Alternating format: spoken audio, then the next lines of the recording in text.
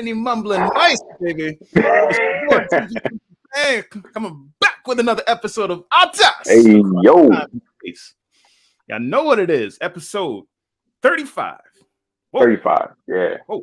That's like Yeah. half a lifetime. Half a lifetime. Half a lifetime, mercy. Yeah. You're gonna make it to 70? I'm saying, like, no. Hold on. Before we even get into introductions, let me go ahead and drop that self-introduction. That Ace, go ahead. Light it up. Have a drink and light it up. You know, it's your boy Ace of Cross Culture. We back with episode number 35. Yes, I can speak English, I swear. Yeah, man, it feels good to be here. I know that we experienced some technical difficulties. For those that are listening, you know, we haven't been able to download the stream to get it converted. Mm-hmm. We know you're there, trying to get that out to you. By the time you hear this, it'll probably actually be rectified. But want to let you guys know that we're not just thinking about the YouTube side of things. We're also thinking about, you know, those that are listening to the audio as driving, as walking, and doing everything else that life entails. Yeah, and we're thinking about the people on YouTube too, like who are actually like right there. They're waiting for the live, got it scheduled and everything. But then we said, whoa, where are these guys at? Where they at? Man, I know. It's been a while. We apologize to the listeners. I mean, in the comment section, I appreciate that. I appreciate the attention and your attention, your full attention here for the show. All right. And, you know, we're going to have a good show today. I've got some things to talk about regarding Homo Deus. All right. Homo Deus, depending on how you say it, which part of the pond. But man, as y'all know, we listening to the audio book or reading the actual book or a combination of both.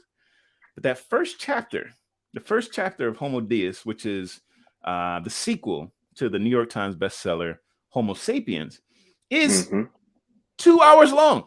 All right, you're gonna be listening 2 hours, and you know, just looking at that mountain of knowledge right there, and just saying, all right, man, this is like looking at the Deku tree. And you know, I went through all of that just to get to the Deku tree, and the battle ain't even started yet. We were getting knife, sword, you know, shield, you know. It was wild. Getting boulders thrown at you, or not thrown at you, but rolling around and like, oh, I ain't even got my sword yet, man. Yeah, cats ain't even treating you right. I got a fairy up here on the shoulder, you know. And then they say, well, you failed anyway. The tree is dying, right? Whoa. Yeah, that was a wild journey. But this is going to be a wild journey. Homo Deus. There's some themes that I want to discuss. But before I get into that, how you been? Oh, man, this week has been serious. Been a lot of shaking up. It's the second week of school for my daughter, so it's like getting back into that rhythm of school. First, second, third, fourth? Is she in high school yet? No. Crazy. It's, what is it? First grade. So, and then first grade, like kindergarten, first grade. Of kindergarten. First grade of kindergarten or first grade of elementary? No. First grade of elementary. So she's done kindergarten. Now she's in first grade.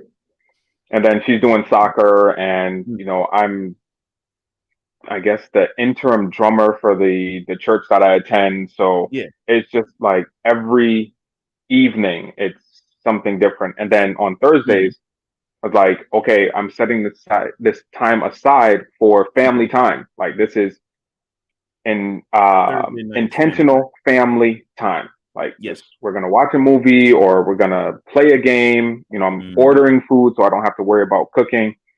And we just hang out. We talk about our days and all that type of stuff. It's really important to have a time like that. Like, you know, you kind of take it for granted sometimes. Like, oh well, yeah, we're in the same house. No. Hold on. Because you could be in that same space and you wouldn't know. All right, you wouldn't know that just having this time, we turn everything off and just look each other in the eye and say, "How you doing?" You know.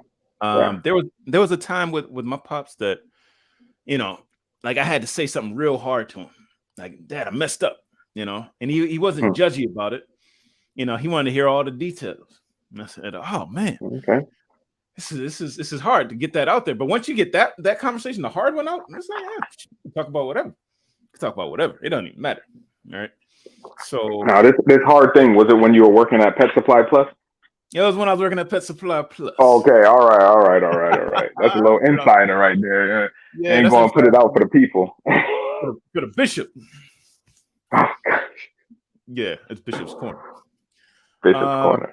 Yeah, that's what we're talking about. All right, but yeah. That being said, because we had that type of conversation, we're just I was able to open up more. He was able to open up.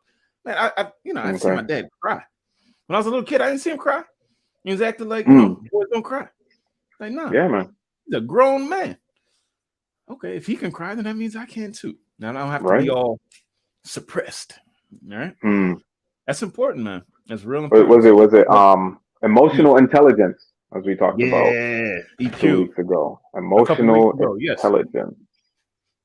Yeah, emotional wellness. My bad. No, EI. I said EQ. Emotional. Yeah, it's emotional intelligence. But we were talking about wellness a couple weeks ago, so it'd be emotional wellness. Okay. Yeah. Well, we were talking all kinds of wellness, and I appreciated that conversation. I got some folks got back to me after. It was like, okay.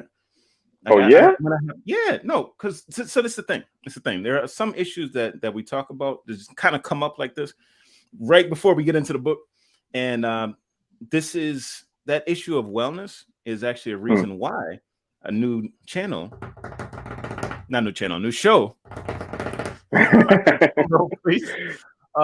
is emerging. All right. Yeah. You got a new show on the way too. Go ahead. Well, I mean, I'm planning on 2, but so we are actually I have to give credit to TPC Japan because he did bring this up. The show is called Across Time and Space, and it's a podcast hosted from 2 different locations. But what if we had individually on our own platforms a podcast called Time and a podcast called Space? And it looks like Time is going to be mine, and it's going to be more about mindfulness, being okay in your situation or not being okay in your situation, and being able to, do certain grounding exercises, things like that, to make sure that you're actually present in the moment. Maybe a little bit of spiritual, biblical stuff, but it's not going to be something so hard that it's racking your brain. But a lot of what comes forward through me is from the Bible. That's my compass, and that's one of the first things. You need to know what your compass is, your morals, where's that seat, so that all of your decisions are in line with that, so that you don't have an internal conflict. I like that. All right, and just the other side of that coin is the space element, and that's what we're going to be looking at. Like, how can we, manipulate our space and use our space wisely?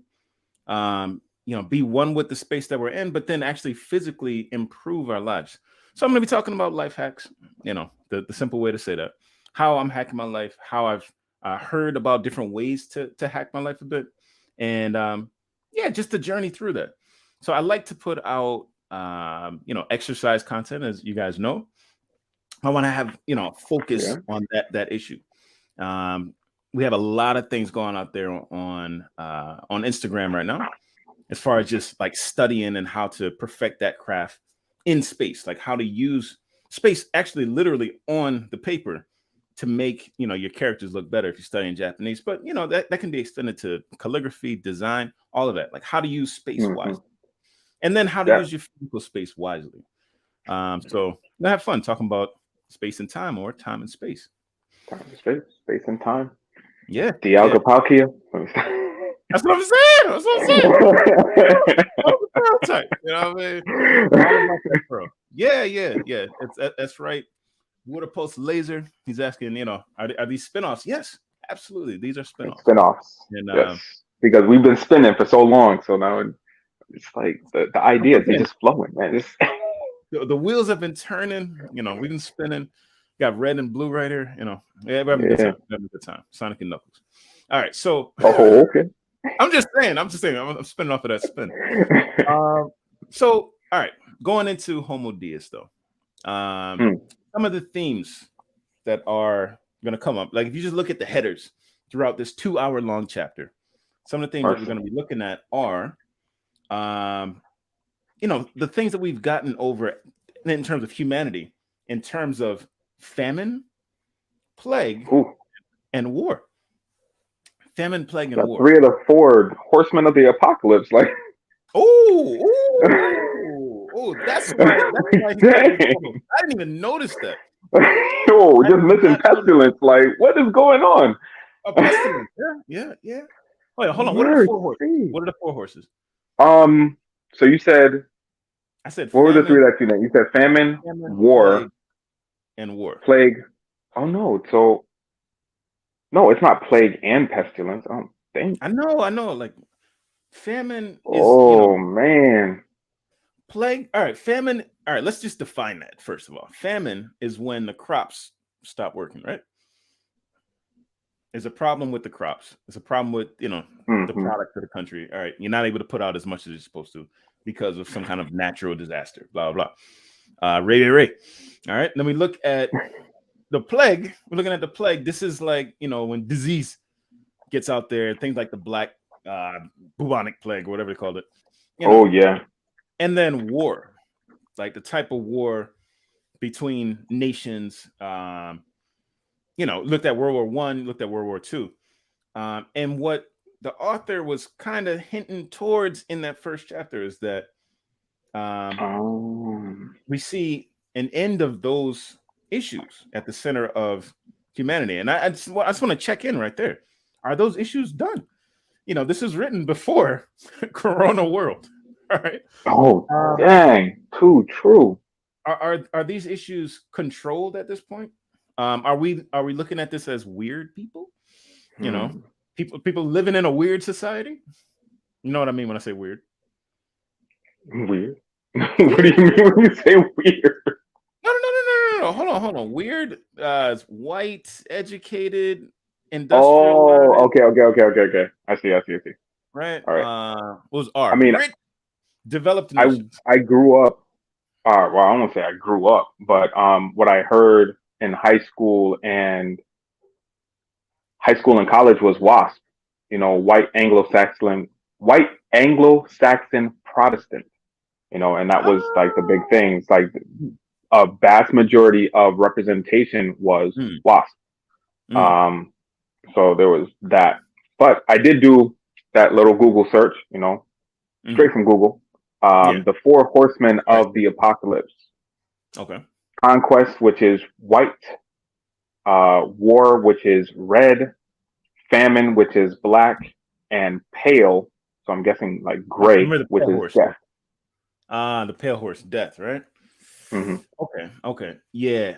We're definitely going to see him talk about those issues. Because like after humanity deals with famine, plague, and war, it's like, what issue are we going to be looking at next?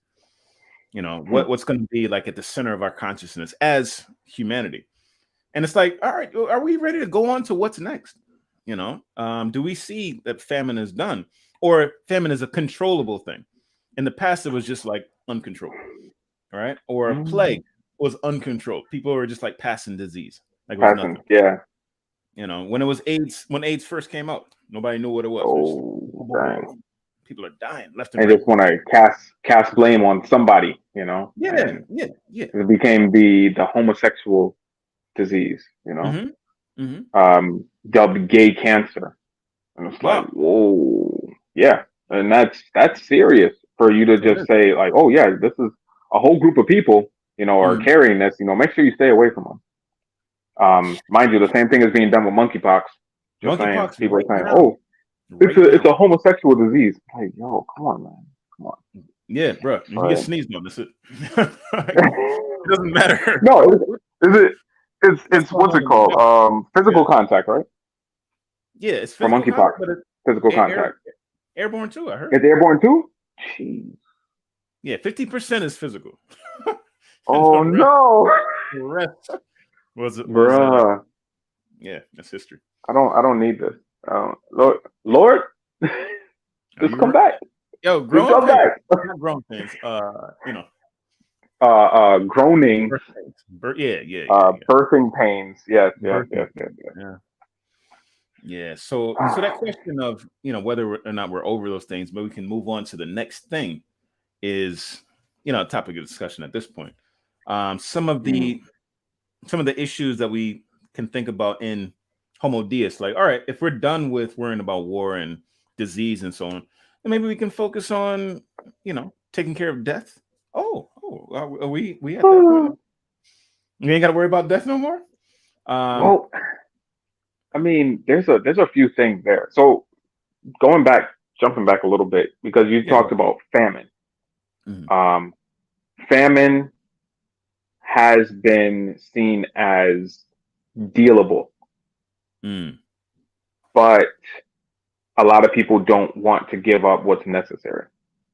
So if we all collectively as a society, as a world, ate less meat, then it would be less, first of all, less slaughter, less waste of that.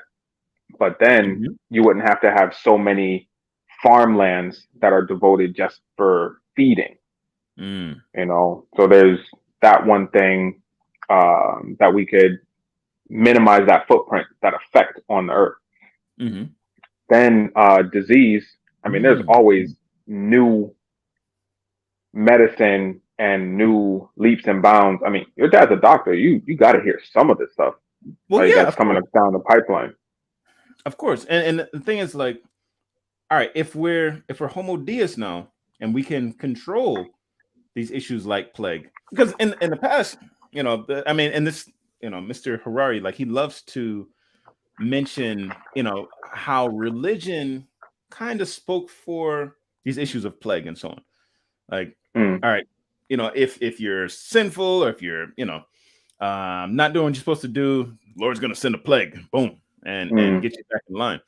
And like, that's the way that plague was explained before, or famine was like, there was a dream that someone had, of 7 years of famine. So there's like and Joseph. Yeah. So it's like those issues were relegated to, the spiritual realm, supernatural. Yeah. Even war, whether or not you're going to win the wars. I can only speak for the Judeo-Christian background, but it's like, all right, well, if your leader keeps his hands up, then you're going to win the battle. Or if you march around, giving praise to the Most High, then the walls are just going to come tumbling down in war. Jericho. Yeah. Right. I got to call it out, because that's what I know. But this author, he doesn't just target Christianity, and it felt like maybe he was targeting it more in Homo Sapiens. Like, every chapter title is just like everything, And he even put in there like, oh yeah, this is gonna make some Christians uncomfortable. I was like, bruh, like, stop coming out my neck. But I mean, a little marketing. Yeah, it makes sense only because the origins of the world are usually steeped in some type of religion, some type of belief system. Even for, I don't care what anybody says. I mean, until somebody proves me wrong, atheism is still a religion. Hey, call them up. Yeah, atheism is a religion. Just because you choose not to believe in a God doesn't mean that you're a-religious, as in opposite too. But I'm gonna come back to that. The origin of the universe, they say, oh yeah, Big Bang, and this and this happened. But it takes more faith to believe in atheism than it does Christianity. because we're saying like, okay, this was a person that walked the earth, you know, okay, that's concrete, you know, and there's records of some of the things that happened in the Bible. So it's less about faith. Yeah, it takes some faith, but it's less about faith. There's some concrete tie. But for atheism, like, you gotta have faith for atheism to make, like, yo, get it, because there's remnants, and there's people like, oh yeah, you know, these microwaves, the sound of these microwaves tells us that, you know, they're so far away, and, you know, they gather information like that, but you still don't know. Like, you can't replicate. There's nothing. Yeah. It takes so much more faith to believe in atheism. All right, that's what I'm saying. All right. And now I'm going to take that atheism and I'm going to switch it over to amortality. Immortality. Yes, not immortality. So I think that the author makes a clear, like, distinction between, we got mortals, which we are, immortals, which maybe a Judeo-Christian God would be, or, you know, he's immortal. Like, there's nothing you can do to, like, you know, take him out. But he's also, like, you know, this God of everything, like, ubiquitous and omnipotent.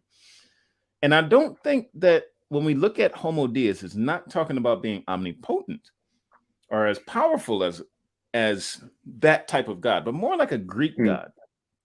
And oh gosh, immortal is the point. So, like, for example, like, you can maybe every 10 years, you know, we're going to reach a point maybe by 2050 or 2100, 2200.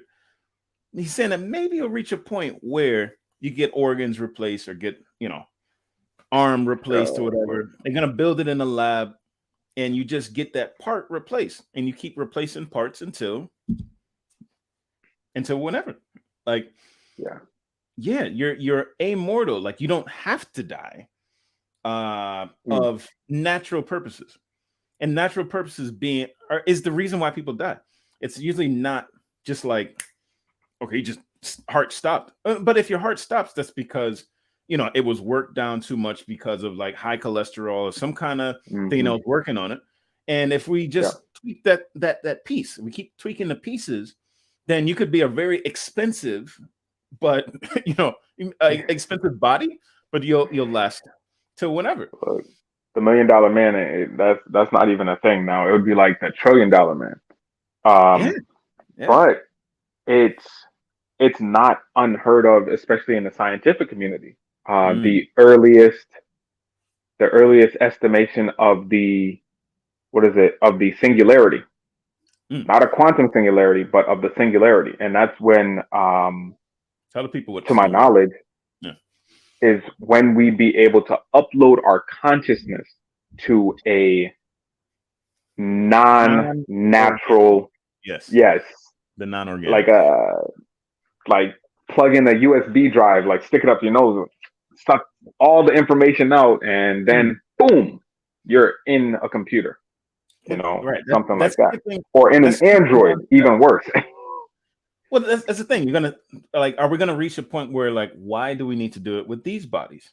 You know, we could keep replacing parts, boom, boom, boom, boom, boom, you know, with more organic parts, which are expendable, like they're gonna last maybe 10 years, you know, or something like that. Or, you know, why are we dealing with these bodies? Why don't we just put our consciousness into a robotic thing? You know, which does, like, you know, steel or something. It should last longer unless you get rusted, I guess. Stainless? I don't know. You're gonna be out here looking like Rotom. Titanium or something? I don't know, man. Like, I mean, you're looking like Rotom. Like, your spirit just passing into another. Put me into a lawnmower real quick. So you could cut up better. You know, I don't know, man. Oh gosh, yeah. But so those are some of the themes that we're going to be looking at. Our people are going to be looking towards, you know, eliminating the death problem. You know, our people are going to, and because, all right, so if you look at the 20th century, you had life expectancy doubling, right? Oh, Dude, I just looked at the life expectancy and it's not doubling. I'll just say that. It doesn't look that good. It's actually coming down, like, oh, no. And it's the first time since, like, I think the early 20th century that it's been coming down like this. That's from 2019. Like, Duke. I was like, life expectancy where of whom is going down like in America. American life expectancy. But I think that it's a worldwide thing too. Because of gotta listen close. Because of the pandemic. Not just because people were taken out, like millions of people were taken out from this disease, but the fallout thereof. So people that are left behind, they still have to grasp with losing, maybe multiple loved ones in their lifetime, and then still having to do the daily grind, make sure that food is on the table. And especially in America, costs are going up. The dollar it's not getting weaker, but it's not getting stronger. It's some weird thing. Like they're just trying to print more money, but printing more money doesn't put more reserves in the Federal Reserve. It doesn't put more gold in the Federal Reserve, so the dollar is weaker in the U.S. I know that the yen has gone down, so it's stronger in Japan, but compared to other currencies, because the pandemic is worldwide, So definitely. Even if our money has lost a lot of its value, it's still more valuable than some of the other BSs out there. Unfortunately, the yen is weak against the dollar. And like the most in history, like not in history, but 30. It's like 40 yen more that we got to pay for each dollar. Get out. Yes. So me going back to the U.S. just now was no joke. Ooh, yeah. Yen. All right, it's no joke. That's a car. So that's a year and a half. When I was there in 2019, it was about 100. I think it was a little bit more. Yeah, it's a little bit more than 100. So you're telling me right now that it's like buck 80 or 35. Okay, so now it hasn't gone back. 135 yen to $1. To $1. Yeah. Okay. All right. It's not as bad as Jamaica. It's not as bad as Jamaica. It's not as bad as Jamaica. Okay, it's not as bad as Jamaica. $1 here is $60 there. But $60 will buy you a candy bar, and that was when we went. No, that was when I went with mom senior year 2007. What I've been hearing is that it did approach 100. So I mean, it's 100. Like, ooh, $1 to one US to 100 Jamaican. Yeah, so that's Well, that being said, life expectancy. I mean, the interesting thing about this book is that I think even the author is skeptical of the prediction that life expectancy is going to double the same way it did in the 20th century. Like, is it going to go up to like 160 years? Think about that. And think about like what it would be like. Like, would you want to live 160 years? Would you want to live 500 years? Would you want your, if life expectancy seems to be going up and up and up, it's in some countries, are you going to want your significant other for 100-something years? Or, I mean, celebrating that anniversary. That's crazy. Without getting some upgrades, getting some things fixed up. I don't know. Look, some people didn't even make it through the pandemic. Like, they had to be in the house together. And it's like, nah, we getting divorced. Like, what? Yeah, they want that distance. I need the social distance at home. Not me. I need more than 6 feet. I need a whole house. I'm saying. So, that issue of, all right, what are some of the new issues that are going to come up? the whole pursuit of happiness and what happiness actually looks like. That's another issue that we're going to be looking at. It's going to be a wild ride. I'm going to say it right now. You know Epicurus? Epicurus. The Greek. Yes. No. I know the website, Epicurus. Right. Yeah. But Epicurus, like he was shot down, and we're gonna see as we go into this, that some of his ideas are coming back, and they've come back with a hook, with a vengeance. Man, yeah, it's wild. So enjoy the show. It's gonna be enjoy the shows. Anything that you got before we wrap it up? Well, I just got a proposal, that we do half an hour blocks through this first chapter. Listen for a half an hour, take your notes, and that's going to be the first one, and then we just keep going from there because 2 hours. That's 4 sessions right there. It is. And we try to keep it to a half an hour. So if we can condense it, distill it, squeeze it down, then we don't have to worry about skipping over so much in a half an hour span. We can get into a little more detail. Get granular with it. I like that. Yeah. Let's see. If y'all like it like that, hit us up in the comment section, and we'll see what we can do. Because it's some crazy long chapters, but it basically 2 hours or 1 hour. So have like twos and ones. But I like that. Listen in and go ahead and get yourself a pen, a pad, write it down. It's your boy TC Japan telling you that's what it is. Hit it up, Ace. Cross culture, Ace telling you stay prayed up and be blessed. Until next time.